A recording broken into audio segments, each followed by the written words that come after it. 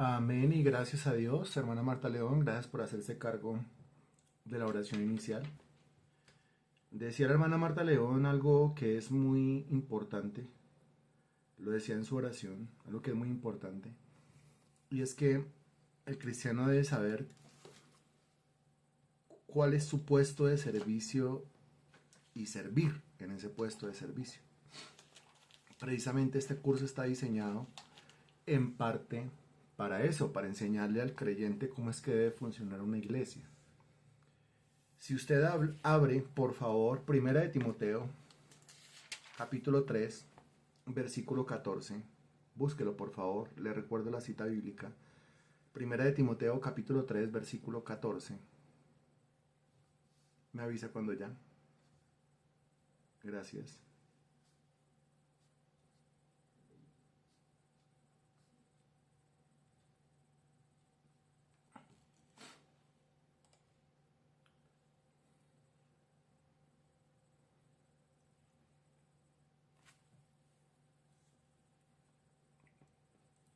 Ya, ok. Y Primera de Timoteo, capítulo 3, versículo 14 dice, esto te escribo, aunque tengo la esperanza de ir pronto a verte, versículo 15, para que si tardo, sepas cómo debes conducirte en la casa de Dios, que es la iglesia del Dios viviente, columna y baluarte de la verdad. Note ese versículo 15. Para que sepas cómo debes conducirte en la casa de Dios. ¿Cuál es la casa de Dios? La iglesia del Dios viviente. ¿Qué es la iglesia del Dios viviente? Columna y baluarte de la verdad. Aquí está hablando, en resumidas cuentas, de unas indicaciones que Pablo le da a Timoteo acerca de cómo Timoteo debe conducirse en la casa de Dios. Regáleme un sinónimo de conducirse. Usted tiene que aprender a conducirse en la casa de Dios. ¿Cómo así aprender a conducirse en la casa de Dios? ¿Qué es eso y a qué se refiere? ¿Cómo debe? Exacto. Entonces, conducirse acá. ¿Cómo debe comportarse? Está hablando del comportamiento. Comportamiento. Y regáleme ahora sinónimos de comportamiento, por favor. ¿Cómo debe conducirse? ¿Cómo debe comportarse? O sea, ¿cómo debe? Sinónimos de comportamiento. ¿Cómo debe actuar? Muy bien, sirve. ¿Cómo debe actuar en la casa de Dios? ¿Cómo debe conducirse? Lo mismo de cómo debe comportarse, lo mismo de cómo debe actuar, y lo mismo de cómo debe, obrar. Muy bien, don Henry, hermano Henry. Muy bien. ¿Cómo debe obrar en la casa de Dios? ¿Por qué? Porque es que, a ver, lo ponemos de esta manera. Si yo voy a su casa o usted viene a la mía, es obvio que se requiere un comportamiento debido, un comportamiento de acuerdo al lugar donde yo estoy. Si yo en mi casa no me permitiría ciertas conductas, pues mucho menos me voy a permitir esas conductas en la casa de otra persona. ¿No es cierto que es así?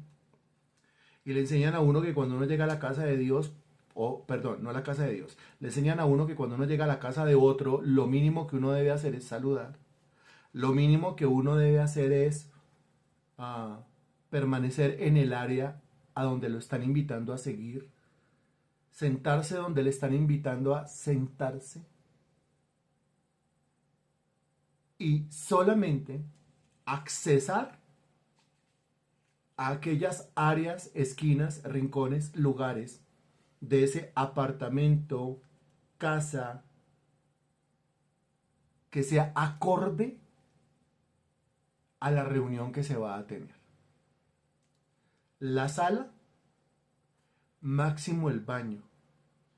El baño y retorna a la sala.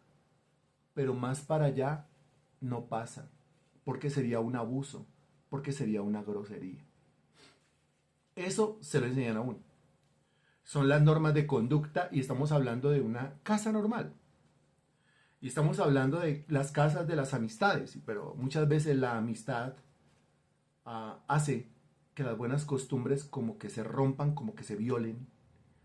Porque cuando hay amistad y ya hay la compinchería, entonces resulta metido por allá en la habitación o resulta metido por allá donde no tiene que meterse. Volvemos a las normas de conducta adecuadas. Cuando yo voy de visita a su casa, cuando usted viene de visita a la mía. Porque se requiere.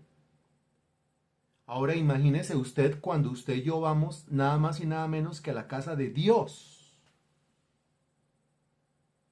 Y cuando usted y yo vamos nada más y nada menos que a la casa de Dios, pues nuestra conducta debe ser superior, nuestro comportamiento debe ser superior, nuestro actuar debe ser superior, nuestro obrar debe ser superior. Pablo le escribe a Timoteo enseñándole cómo debe conducirse en la casa de Dios. Y si usted revisa los versículos antes del versículo 14 y 15, que son los textos que acabamos de leer, esos versículos anteriores a esto, en el mismo contexto de 1 Timoteo capítulo 3, usted se va a encontrar un título que hay sobre el versículo 1 y se va a encontrar un título que hay sobre el versículo 8. Y el título que hay sobre el versículo 1 tiene que ver con los obispos y el título que hay sobre el versículo 8 tiene que ver con los diáconos. ¿Encontró los dos títulos?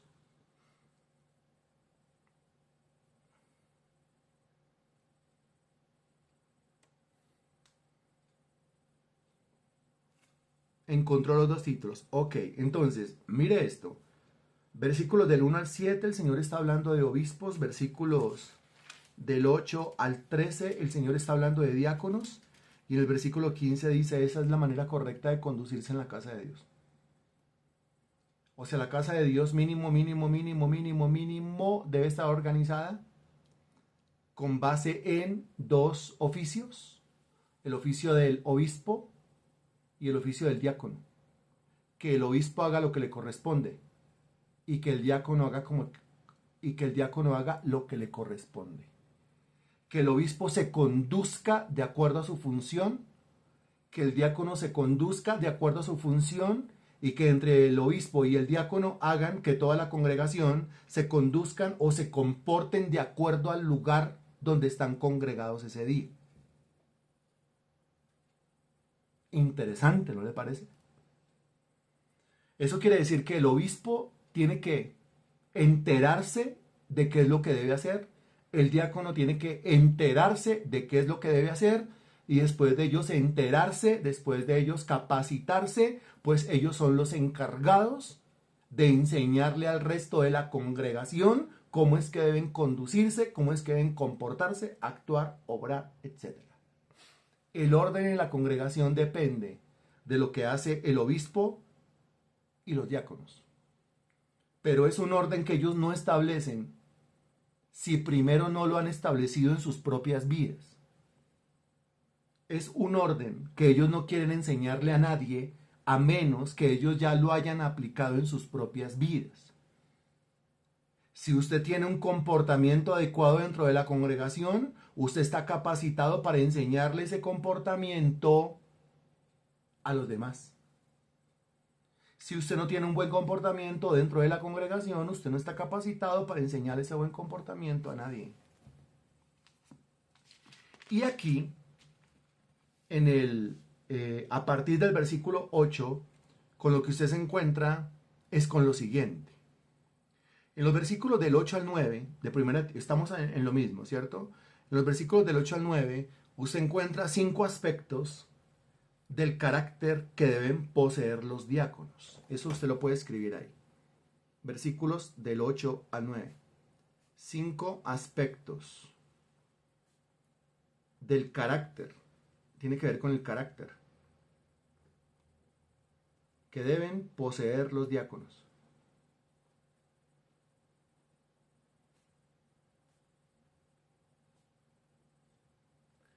Los diáconos.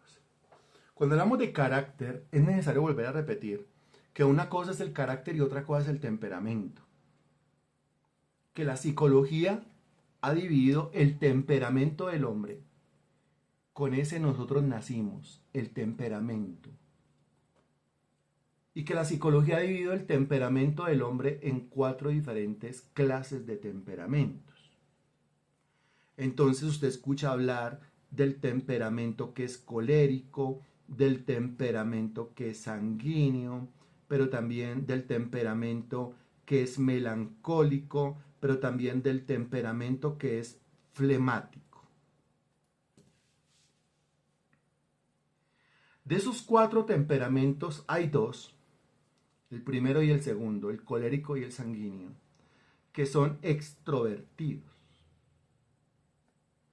Y de los 4 temperamentos hay 2, el melancólico y el flemático, que son introvertidos. Extro, intro. Extrovertidos hacia afuera, introvertidos hacia adentro. Como Marta y María, las hermanas de Lázaro. Marta era extrovertida y María era introvertida. ¿Eso depende de qué? Eso depende del temperamento. Esos son los 4 temperamentos según el estudio de la psicología. Existen temperamentos dominantes y existen cruces de temperamento.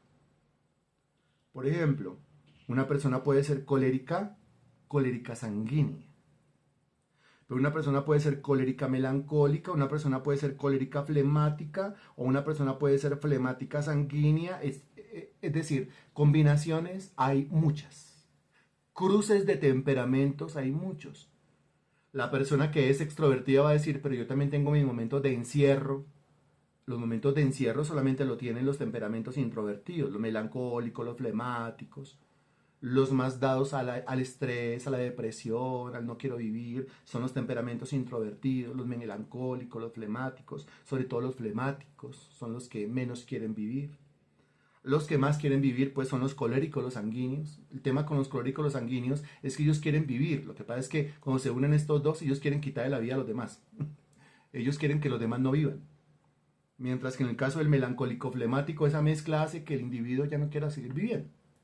Entonces, eso tiene que ver con el temperamento. Estos temperamentos tienen cosas muy buenas, pero también tienen cosas muy malas. Un temperamento colérico sanguíneo, pues será una persona tan extrovertida que raya con lo grosero. Porque como no le tiene pena a nada, y no le tiene miedo a nada, y no le da vergüenza a nada, pues entonces usted imagínese aquí lo que puede estar pasando.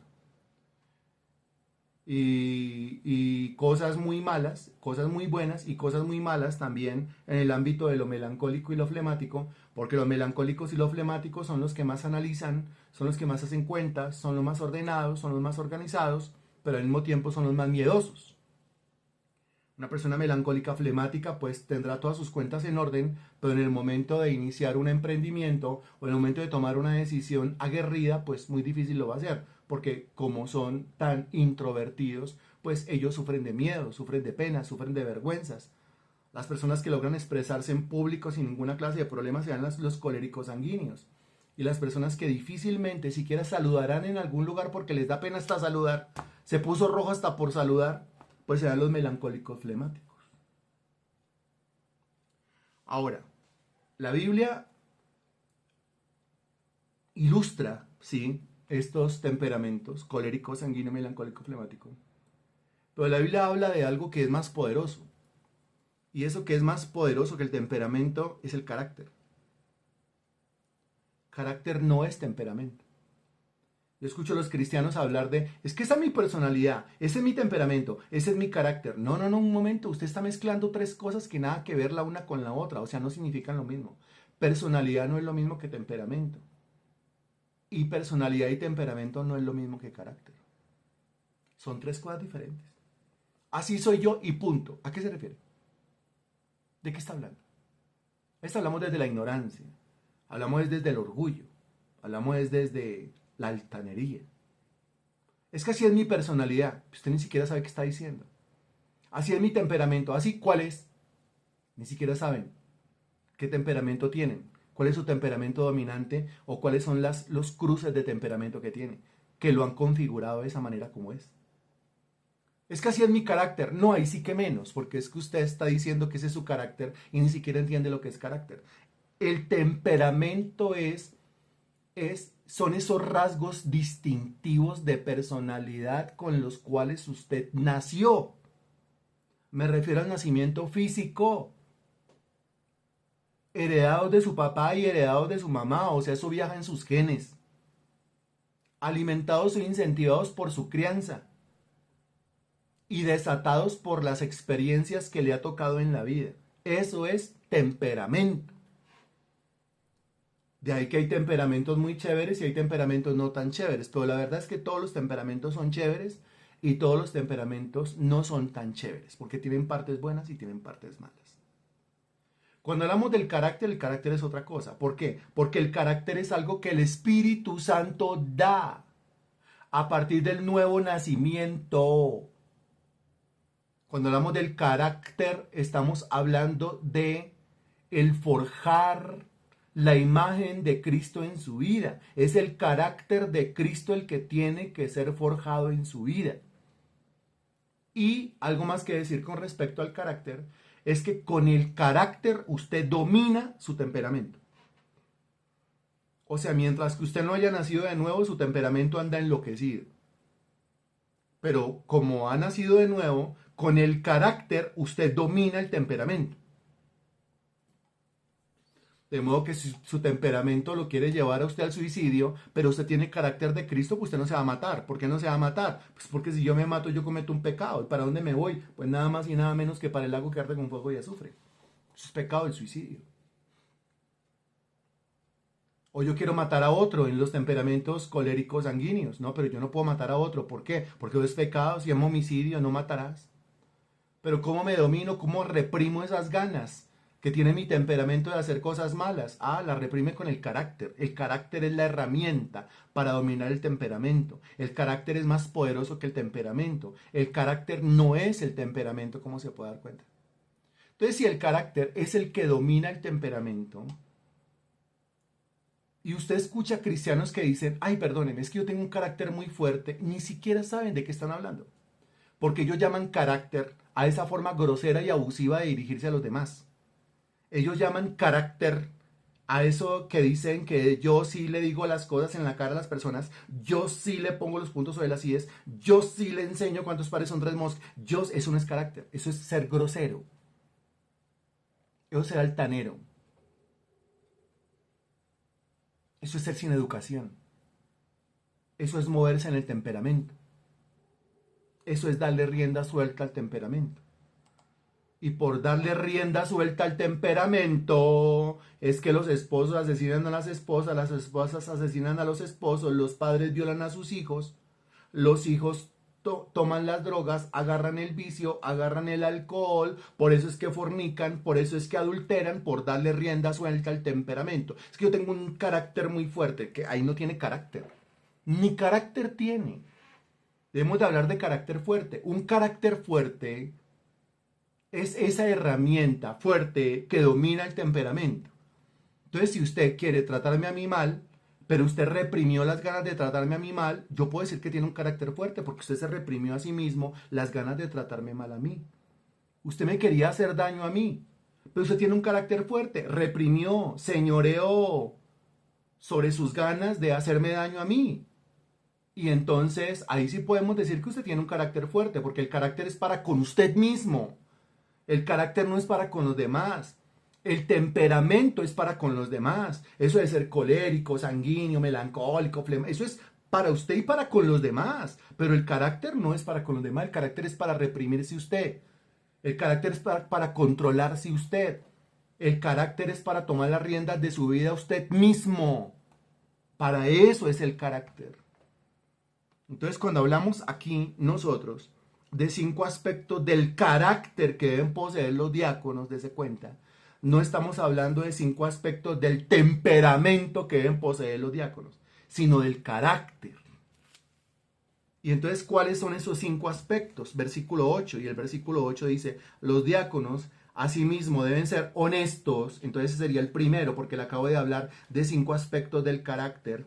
Entonces lo primero es honestidad. Segundo, sin doblez. Tercero, no dados a mucho vino. Cuarto, no codiciosos de ganancias deshonestas. Y quinto, en el versículo 9, que guarden el misterio de la fe con limpia conciencia. Conciencia limpia. Como se puede dar cuenta, estas 5 cosas que usted encuentra ahí en los versículos, ¿no? Que no tendría yo por qué dictarle, aunque ya las leí, ya las dicté, porque usted las tiene ahí en su Biblia. Pues tienen que ver con el temperamento, tienen que ver con el carácter, tienen que ver con el carácter. Porque aquí en cada uno de estos 5 puntos, usted se puede dar cuenta que está el diácono controlando su temperamento con respecto a 5 cosas diferentes. Aquí el diácono está sencillamente teniendo control, teniendo dominio propio de su temperamento en 5 aspectos diferentes de su personalidad o en 5 aspectos diferentes de su temperamento. En primer lugar habla de la honestidad. Y lo contrario a honestidad es deshonestidad. ¿Dónde está la deshonestidad? En su temperamento. ¿Qué hace el carácter? Lo convierte en una persona honesta. Lo segundo, sin doblez. Y eso de sin doblez cualquiera dirá, pero es lo mismo, ¿no? Porque el primer punto habla de honestidad, deshonestidad, lo cual sería hipocresía, ¿cierto? Hipocresía, entonces es lo mismo. No, no es lo mismo. Entonces, si no es lo mismo, ¿de qué está hablando? Está hablando de lo mismo que habla Santiago cuando dice que el hombre de doble ánimo es inconstante en todos sus caminos. Eso de sin doblez quiere decir que no tenga doble ánimo.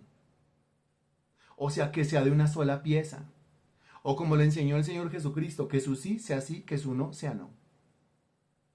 ¿Eso qué es? Carácter. Porque es que la persona que tiene doblez, hoy le dijo a usted que sí, mañana que no. Hoy sí, mañana se arrepintió. Es inconstante en todos sus caminos. Usted no puede confiar en esa persona para absolutamente nada. Usted no puede confiar en esa persona para una amistad. Usted no puede confiar en esa persona para una relación amorosa. Usted no puede confiar en esa persona para un negocio. Mucho menos va a poder confiar en esa persona para cosas relacionadas con la iglesia. No puede confiar en esa persona para cosas relacionadas con la buena conducta dentro de la casa de Dios.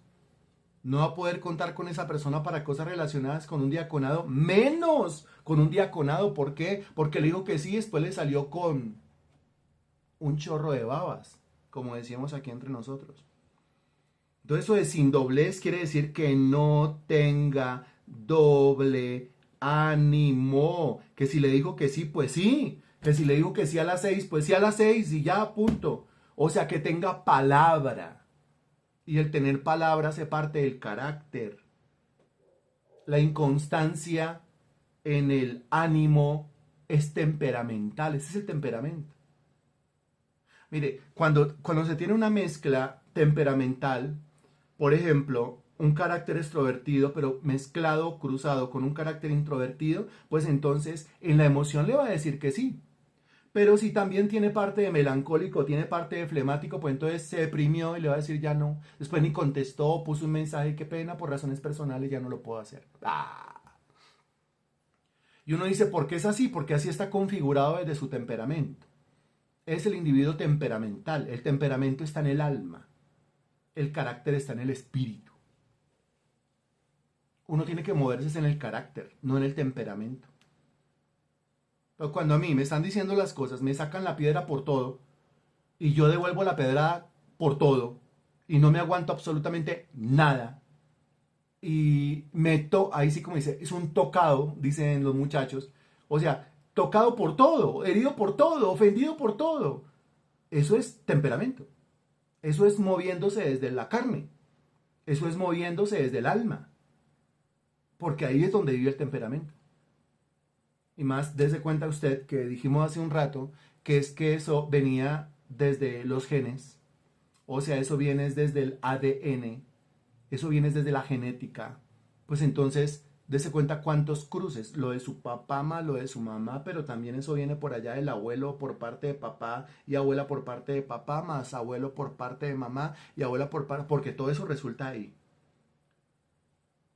más la configuración que hacen con uno en la crianza y la liberación de todo eso o el reprimirse de todo eso en la cantidad de cosas que le pasan a uno en la vida es lo que hacen que uno llegue a esta edad, a esa edad suya, a esa edad mía, configurado temperamentalmente como estamos nosotros configurados temperamentalmente.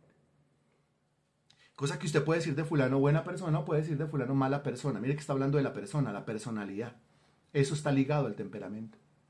Pero usted no puede hablar de carácter porque el carácter es que se parezca a Cristo, que se parezca al Señor Jesús. Ahí tiene un bonito carácter, o sea, se parece a Jesús. No me estoy refiriendo a eso. Entonces deje de hablar de carácter porque ni siquiera sabe de qué está hablando. Carácter se refiere a la persona de Jesús. Si en la medida en que pasan los días se está pareciendo a Jesús, se está desarrollando un buen carácter en él. Si en la medida en que pasa el tiempo no se está pareciendo a Jesús, se parece más a un mundano, pues ¿dónde está el carácter? Está el temperamento a flor de piel, pero no está el carácter. Eso con respecto a sin doblez. Después dice, no dados a mucho vino. Cualquiera esperaría que dijera cero vino. Pero es que esto está escrito dentro de un contexto cultural. El contexto cultural del judío. Es como si usted le escribe al contexto cultural del chileno, o al contexto cultural del argentino, o al contexto cultural del español, en donde acompañan la mayoría de comidas y es muy frecuente tomar vino, ingerir vino, y eso es un tema cultural. Y cuando usted escribe algo dentro de un marco, dentro de un contexto cultural, pues usted tiene que saber qué es lo que está diciendo y también tiene que saber cómo interpretarlo. Al judío se le dice no ha dado mucho vino. O sea, sé que dentro de su cultura está, por ejemplo, para nosotros, dentro de nuestra cultura está, nosotros no hablamos de aperitivos nunca. Pero en la cultura judía siempre hablan de aperitivos. ¿Qué hace el aperitivo? Abrir el estómago, abrir el apetito. El judío, sobre todo, con su dieta, porque no comen cualquier cosa, porque están reglamentados por la ley del Antiguo Testamento. El judío, por ejemplo, entonces siempre va a ingerir algo que le abre el apetito, para tener después una buena digestión, para que el metabolismo funcione de una manera correcta, algo que le abre el apetito. Y lo que ponen en un plato y lo que ponen en el otro es algo especial, reglamentado, lógicamente. No comen cualquier cosa que encuentran por ahí en la esquina, no. Comen algo especialmente cultivado y especialmente fabricado y procesado para poner en el plato de ellos. Eso es cultural. Si usted quiere llevar el evangelio a ellos, tiene que saber cómo hablarles. No le puede hablar como de acuerdo a como nosotros vivimos en esta parte del mundo. Entonces ellos, aperitivo, vino, siempre habrá vino sobre sus mesas. Como el argentino, siempre habrá vino sobre sus mesas. Como el chileno, siempre habrá vino sobre sus mesas. Como el español, siempre habrá vino sobre sus mesas. Es algo normal encontrar allá vino. Pero aquí lo que se dice es no dado a mucho vino. O sea, que el vino se quede siendo un aperitivo en su mesa. Que el vino se quede siendo la bebida con la cual acompaña sus alimentos en la mesa. Pero más de eso, no. ¿Qué quiere decir? Que el vino sea aperitivo, que el vino sea acompañante de sus comidas en la mesa, pero que usted no se convierta en un borracho. Eso es lo que le está diciendo. Que no sea usted un alcohólico. Eso es lo que está diciendo. Que el vino que usted ingiere de manera normal, cotidiana, monótona, cultural, respetable. Porque si usted va a una casa de estas, si a usted le sirven un vino, a usted le están ofreciendo lo mejor de la casa. Si usted no se lo bebe, usted es un grosero. Si usted hace muecas, usted es un grosero. Porque para ellos es un analfabeta en cuanto a ese tema. Analfabeta culturalmente hablando. Que el vino quede ahí, pero que no pase más allá. Ahora, ¿cómo hacemos para que el vino quede ahí siendo un aperitivo? ¿Cómo hacemos para que el vino quede ahí siendo un acompañante de un buen almuerzo y no pase para allá y no termine emborrachándolo? ¿Para eso qué necesita? Ahora yo le estoy preguntando a usted, ¿para eso qué necesita?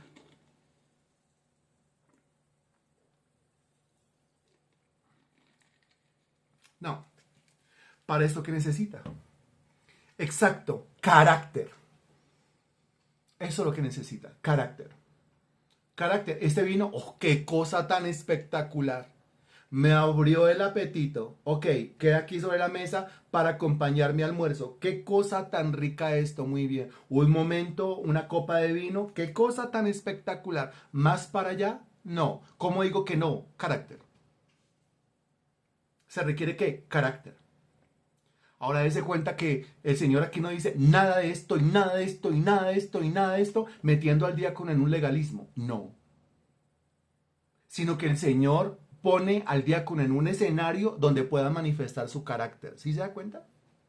Donde pueda manifestar su carácter. Porque bien podría llenarlo de prohibiciones. No esto y no esto y no esto y no esto. Y se lo puede repetir 1537 veces. Tengo 1537 prohibiciones de lo que no puedo hacer. Y el Señor no hace eso con el diácono.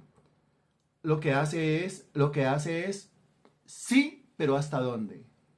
Sí, pero ¿hasta cuándo? Sí, pero con límites. Y ahí, en ese límite, es donde yo voy a ver su carácter.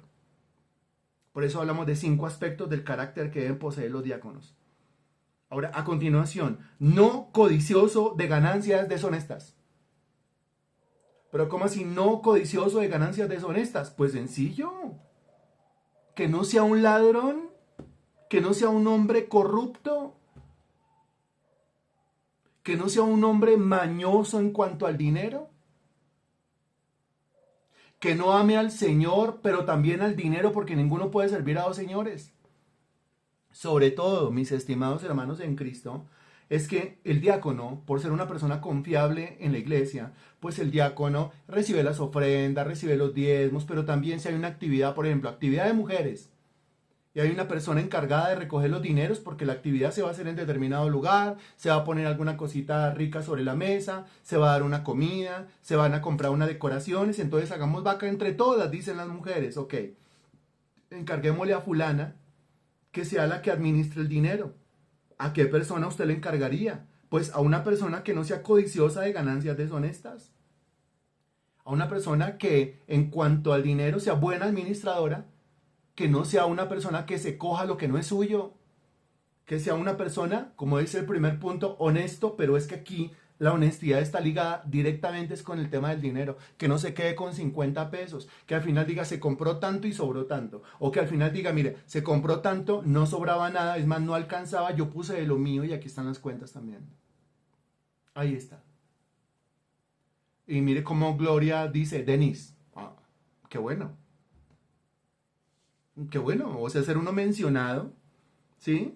Positivamente, diciendo quien encaja con ese perfil que yo conozca, dice Gloria, sería Denise, porque no es una persona codiciosa de ganancias deshonestas, o sea, lo que tiene lo tiene porque lo ha trabajado, lo que tiene lo tiene porque le ha creído a Dios, lo que tiene lo tiene porque es diezmista, porque es ofrendante, porque es generosa con la obra de Dios, lo que tiene lo tiene porque ha vivido con honestidad y gracias a Dios.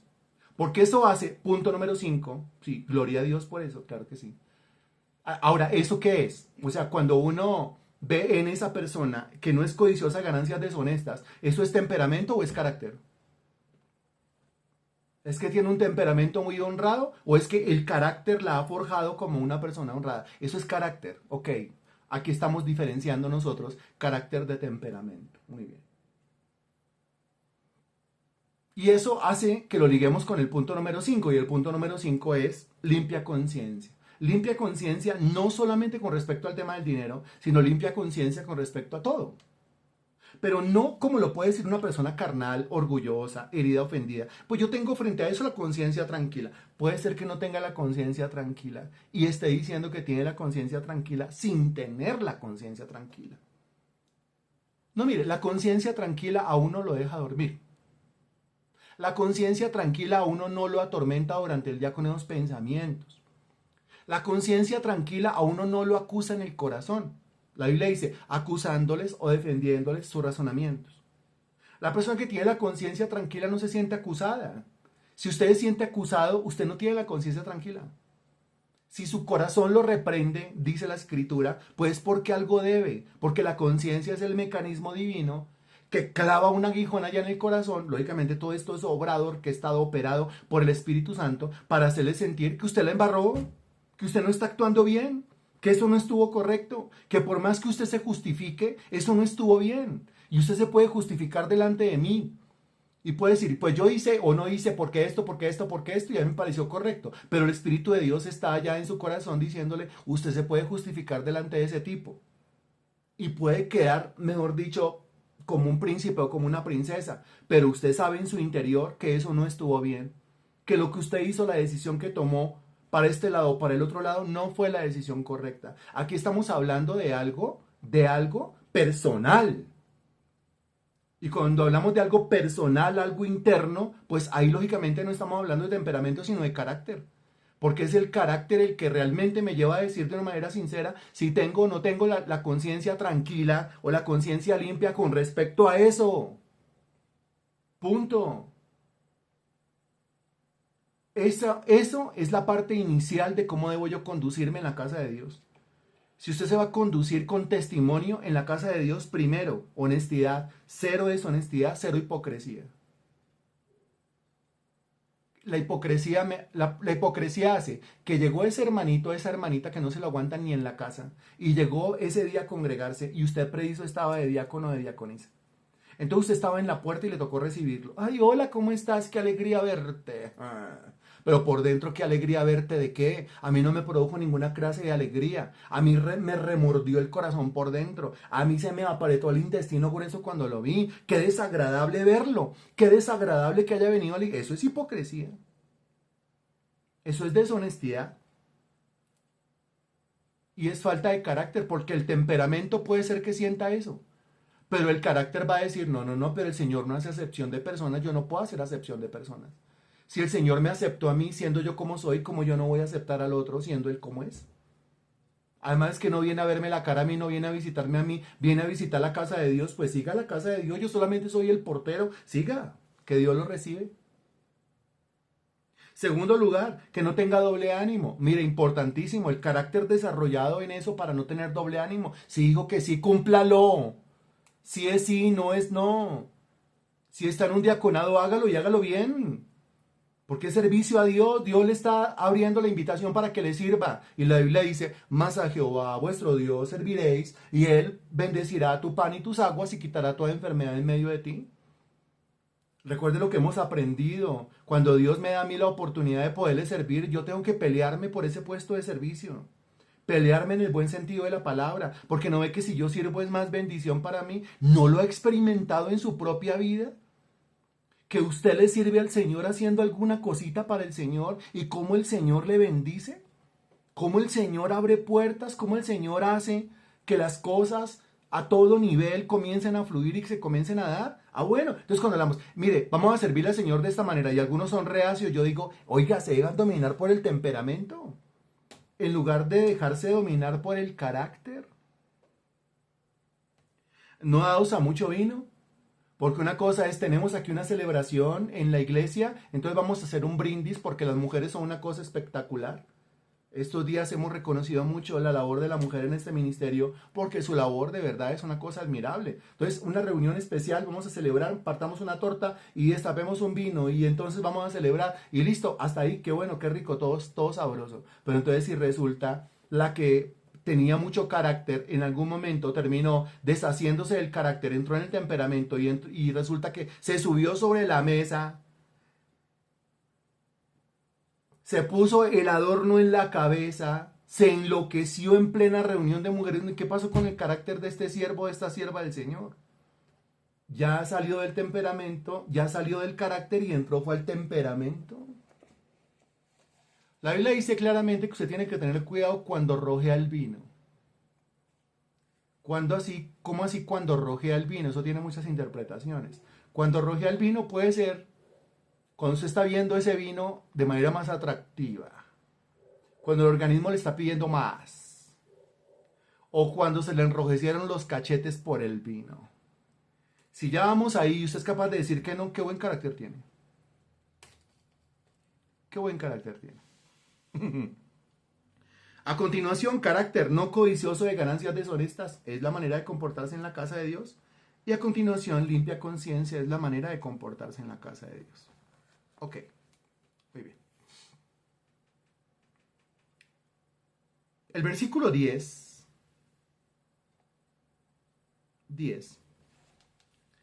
dice lo siguiente: y estos también sean sometidos a prueba primero, y entonces ejerzan el diaconado si son irreprensibles. ¿Qué encuentra usted en el versículo 10? Lo que encuentra en el versículo 10 son esas cualidades del carácter que deben someterse a prueba primero. O sea, estas son las 5 cualidades. 5. Por aquí damos todo así. Aquí damos 1, 2, 3, 4, 5. Aquí no dejamos el mensaje por ahí en el aire para que a ver quién lo... No. Aquí le decimos, mire, esto está hablando de 5 cosas. 1, 2, 3, 4, 5. Punto. Versículo 10. Y esas son las 5 cosas, las 5 cualidades del carácter que deben someterse a prueba primero.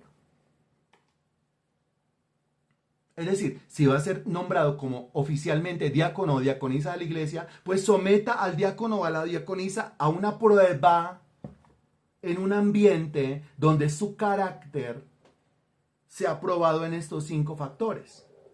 ¿Cuáles son los 5 factores? Pues o sea, si usted analiza esto y tiene que ver con honestidad, que no tenga doble ánimo, no ha dado mucho vino, o sea, que no sea un vicioso o una viciosa, así de sencillo, no codicioso de ganancias deshonestas y limpia conciencia, ¿en qué consistirá la prueba entonces? La prueba consiste, en resumidas cuentas, en dele responsabilidades dentro de la iglesia. Dele liderazgo dentro de la iglesia. La prueba consiste en póngalo a hacer cosas dentro de la iglesia. Déjele que haga algo dentro de la iglesia. No lo deje sentado en la banca, porque sentado en la banca pierde tiempo y sentado en la banca se desespera y sentado en la banca puede ser que se vaya. Póngalo a hacer algo, ¿me estoy haciendo entender? Dele la oportunidad y la confianza para que haga algo. Diga, encárguese de esto.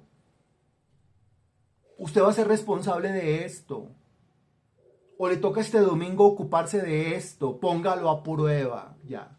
Que ninguno diga, pero ¿cómo lo van a poner a prueba? Pues precisamente porque es una prueba, a ver si pasa la prueba, a ver si se comporta como tiene que comportarse dentro de la casa de Dios, cómo tiene que comportarse. Pues si lo pusieron a hacer algo, lo pusieron a liderar determinada actividad, le dieron algo por hacer, pues que lo haga con honestidad, sin doblez, etcétera, etcétera y etcétera. Si lo hizo bien, vuélvalo a probar. Si lo hizo bien, vuélvalo a probar. Si lo hizo bien, vuélvalo a probar. O sea, si lo hizo bien, dé la oportunidad otra vez. Si lo hizo bien, dé la oportunidad otra vez. Si lo hizo bien, dé la oportunidad otra vez. Si lo hizo bien, dé la oportunidad otra vez. 5 veces lo voy a decir. Si lo hizo bien, dé la oportunidad otra vez. Si lo hizo bien, déjelo en el cargo. Porque lo hizo bien. Las veces que usted le pidió que lo hiciera, lo hizo bien. Ahora, la primera vez, ¿lo hizo mal? Uy, lo hizo mal. La segunda vez lo hizo regular. Llamo en regular. La tercera vez lo hizo mejor. Ah, bueno. La cuarta vez lo hizo sobresaliente. Ah, ok. La quinta vez lo hizo muy bien. Ah, bueno, también funcionó. Que es que si no le damos el espacio para que haga, pues entonces ¿cómo va a mejorar y cómo va a salir de la mediocridad o del hacer mal las cosas a comenzar a hacer bien las cosas? Ya otro caso es, la primera vez lo hizo mal, la segunda vez lo hizo mal, la tercera vez lo hizo mal, la cuarta vez lo hizo mal, la quinta vez lo hizo mal, no sabe qué, siéntelo, dígale no está capacitado para hacer esto. Y le dimos la oportunidad, o sea, que nadie diga que es que esa pobre persona no la tuvieron en cuenta para absolutamente nada, no se le dio la oportunidad como se le da la oportunidad a todo el mundo. Mire, de aquí es que nosotros sacamos que en nuestro ministerio hay que darle la oportunidad a todo el mundo. Pero al final, la oportunidad no permanece con todo el mundo. ¿Me estoy haciendo entender? Aquí se le da la oportunidad a todo el mundo.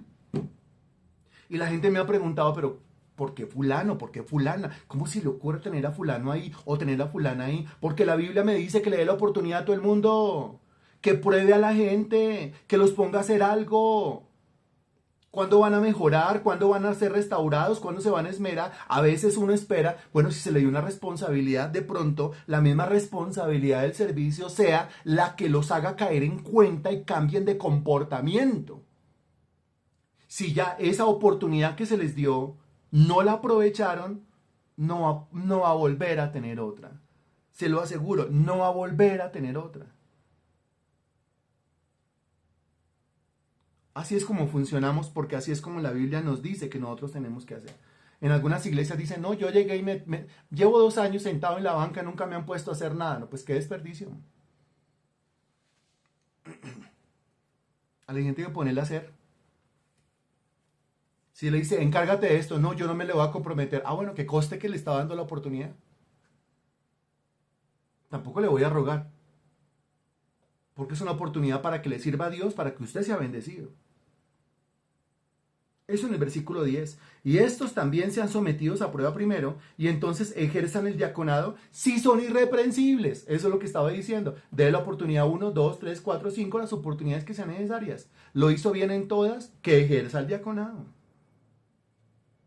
Si es irreprensible, irreprensible es que usted no tenga necesidad de reprenderlo en el punto 1, 2, 3, 4 y 5 que acabamos de ver en los versículos del 8 al 9. ¿Estoy claro? ¿Estoy hablando claro? ¿O por ser lunes festivo como que estoy enredado?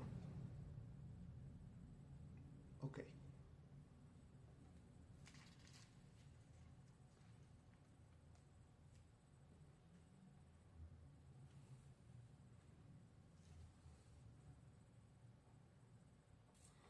Ahora, aquí en el versículo 11 usted encuentra lo siguiente.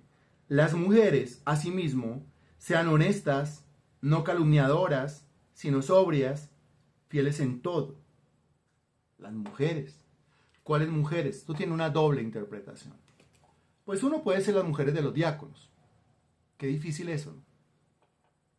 Qué difícil que el ministerio de un diácono o de una diaconisa sea dañado por el comportamiento de su esposa o de su esposo. En ese caso diría alguna, es mejor no tener esposo. Y diría alguno, es mejor no tener esposa entonces. Fue lo mismo que dijo Pablo, ¿no? Quisiera que todos se quedaran como yo. Porque qué tenaz que el comportamiento del cónyuge me lo achaquen a mí. O sea que yo tengo que pagar los platos rotos por el comportamiento del esposo o de la esposa.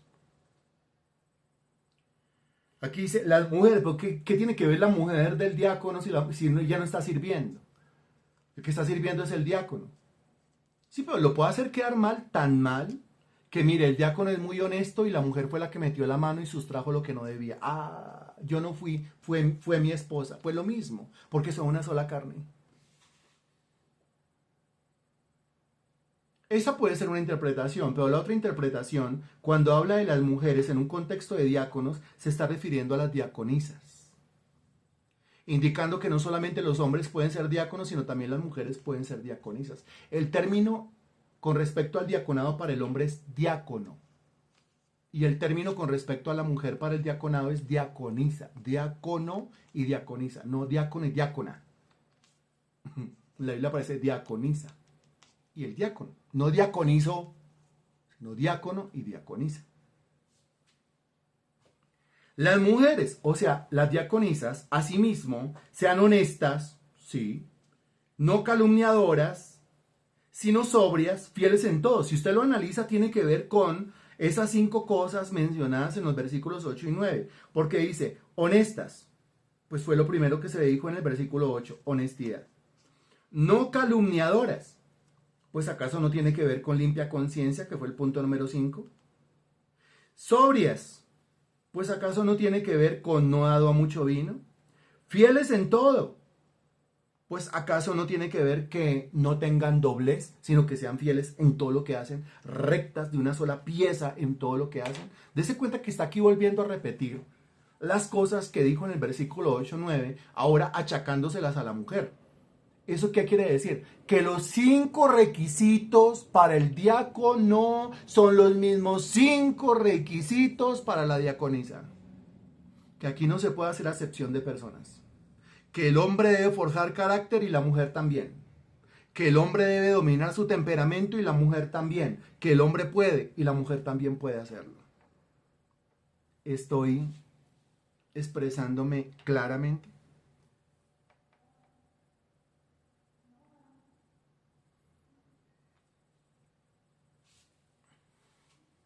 Bien, y aquí hay un aspecto, ya para terminar, el aspecto en el versículo 11. En el versículo 12, perdón, acabamos de leer el versículo 11. El aspecto en el versículo 12 tiene que ver con los requisitos familiares del diácono. Ay, Dios mío. ¿Por qué? Por lo siguiente. Porque es que el diácono es el encargado de establecer el orden en la casa de Dios. Pero ¿cómo va a establecer el orden en la casa de Dios si primero no ha establecido el orden en su propia vida? Versículos 8 y 9, porque esos 5 requisitos de su carácter no los tiene. O sea que no ha establecido el orden en su propia vida. O sea que él es un completo desorganizado en cuanto a su propia vida interior. Y en segundo lugar, ¿cómo va a establecer el orden en la casa de Dios si cuando uno le revisa la casa, le revisa la familia, pues la familia anda en un completo desorden? Si el diácono es el encargado de establecer el orden por donde vaya, fundamentalmente en la casa de Dios, que se vea que personalmente es un hombre ordenado y que en su casa también logra establecer un orden. El versículo 12 dice, los diáconos sean maridos de una sola mujer. Porque si es marido de una sola mujer y en el caso de las diaconisas, si es esposa de un solo hombre, pues quiere decir que hay una fidelidad. Es más, a las mujeres se les dijo, parte final del versículo 11, que sean fieles en todo. Si es fiel en cuanto a las relaciones amorosas conyugales, será fiel en cuanto a las amistades, será fiel en cuanto al tema del dinero, será fiel en cuanto al tema de la palabra, en cuanto al tema de la doctrina, será fiel en cuanto al tema de la casa de Dios. Que sea fiel. Pero si yo estoy en una congregación y ya estoy mirando para otra, acuérdese que Santiago 4 dijo, oh almas adúlteras. Hagamos un énfasis en esto. ¿En qué consiste el adulterio? El adulterio consiste en que el hombre o la mujer están casados y están mirando por allá lo que no deben. O sea, el hombre casado está mirando por allá a otra mujer y la mujer casada está mirando por a otro hombre. Eso es un adulterio. Cuando Santiago 4 dice, oh almas adúlteras, y está hablando de un adulterio espiritual, quiere decir que usted está en una congregación y usted está mirando por allá a la otra. Y esto lo convierte en un adúltero espiritual. Porque si está casado con una congregación, está casado con una congregación. Se identifica con una congregación. Es lo mismo que cuando una mujer se mete con un hombre. Una mujer crecidita, una mujer virtuosa se metió con un hombre sabiendo cómo era el hombre. Y dijo, con este hombre voy hasta que la muerte me separe. Después con el tiempo no se va a arrepentir y va a comenzar, no, yo creo que me equivoqué, va a comenzar a mirar al vecino. Esa decisión así no se toma. Eso no se toma a la ligera, eso se toma con total seguridad. Lo mismo pasa para con las congregaciones. Si usted se va a casar con una congregación, si se va a casar con una iglesia, si se va a casar con una predicación, con una enseñanza, con un liderazgo, con una forma de hacer las cosas a nivel espiritual, pues usted se casó y se casó. Por el camino van a surgir pues muchos defectos. Obvio, como cuando la mujer se casa con un hombre, el hombre se casa con una mujer y por el camino aparecen todos los defectos y dice, uy, qué cosa tan horrible este hombre, o qué cosa tan horrible esta mujer. Sí, pero es su esposo y es su esposa. Son los defectos de su esposo, de su esposa y tiene que aprender a sobrellevarlos. Aquí lo mismo, se casó con una congregación, pues son los defectos de su congregación y ya está casado. Aprenda a sobrellevarlos, es más, aprenda a solucionarlos. Pero si a la aparición de los defectos ya está mirando a la vecina, si a la aparición de los defectos está mirando por allá a la compañera de trabajo, pues es un adúltero, es una adúltera, así de sencillo. Si no, ¿para qué se casaba con esa congregación? Eso es falta de carácter. Tomó la decisión desde el temperamento porque le gustó, porque le agradó, cómo le hablaron en alguna clase o en algún sermón, o cómo le abrazaron, o cómo le dieron el beso de bienvenida a la iglesia en ese culto de domingo. Y después vio los defectos. Después resulta que apareció Freddy un lunes 23 de marzo, diciéndole que usted era un adúltero espiritual porque mire que usted estaba echándole por ahí el ojo al vecino o a la vecina, o que usted no era fiel en todo, o que usted no era una persona de confianza, no era una persona confiable, etcétera, etcétera. Y usted se ofendió y ya se quiere ir. Y se quiere ir, está echando el ojo por ahí al vecino o a la vecina. O sea, a la vecina congregación está. ¿Por qué? Porque allá sí ¿qué? Allá son igual de imperfectos a todas las congregaciones. Y al principio todo va a ser bonito porque escoba nueva siempre barre bien. Porque es como la que deja al marido y se mete con el vecino.